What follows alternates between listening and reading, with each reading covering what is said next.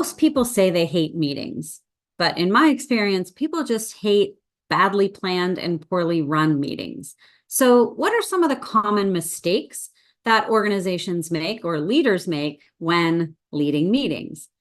The first one is that we don't ask ourselves if we actually need a meeting or if some other form of communication and collaboration could work better. The second is we invite all the wrong people because we don't want to hurt anyone's feelings. We don't want anyone to feel excluded. We think we need the big decision maker there, even though we're not ready to make a decision yet, which brings me to another common mistake, which is we're not clear on the purpose of the meeting or we have no agenda for the meeting.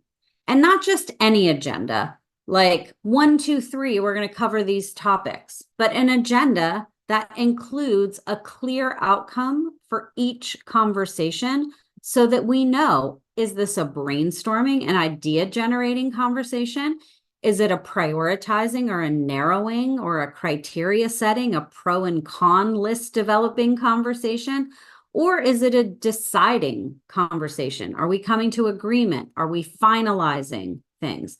Who you need in the room and who will contribute most to your outcomes in the room depends on what the outcomes are. So a common mistake is having a muddled purpose, no clear, no purpose at all, no stated purpose at all, not having an agenda, or not having clear outcomes on your agenda. And the fourth common mistake is putting one person always in charge of all the meeting design and all the meeting facilitation for every topic on every conversation and not allowing others to kind of step in, feel what it's like to have to design an agenda, feel what it's like to facilitate a conversation, get to, kind of build those muscles and hone those skills, and also assign a timekeeper. That's another great role to keep the meeting on track, to notice when things are going over, and maybe get an agreement as to whether we need to allocate a little more time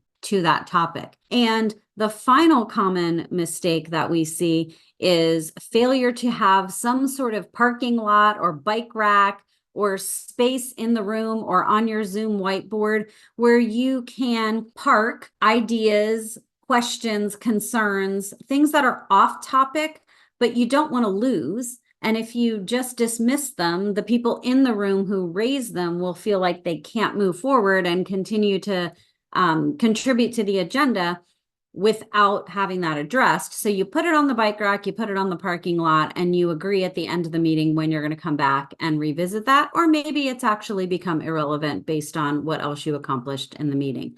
So those are some of the common mistakes we see with meetings.